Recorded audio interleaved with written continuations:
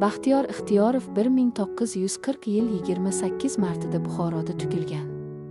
1963 yilda Ostrovskiy nomidagi Toshkent teatr va rassomchilik institutining, hozirgi Mannon Uyg'ur nomidagi Toshkent davlat san'ati instituti musiqali drama fakultetini tamomlagan.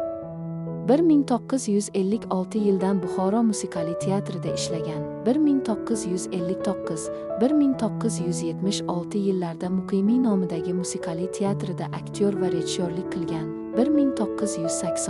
1988 yillarda teatr bosh rejissyori bo'lgan. 1976-1980 yillarda Yosh gvardiya teatri, hozirgi Abror Hidoyatov nomidagi teatrda ishlagan. 1988-1991 yillarda Abdulla Qahhor nomidagi Satira teatrida bosh rejissyor bo'lgan. 1991 yildan shu teatrda aktyor va rejissyor sifatida ishlagan. Baxtiyor Ixtiyorov sermahsul ijodi davomida Yor, Ajoyib xayolparast, O'tgan kunlar, Nodira begim, 7-jin, Abu Rayhon Beruniy, 7-oq, Shumbola kabi juda ko'plab filmlarda rollar ijro etish bilan bir qatorda o'zbek teatr san'ati rivojiga ham munosib hissa qo'shgan.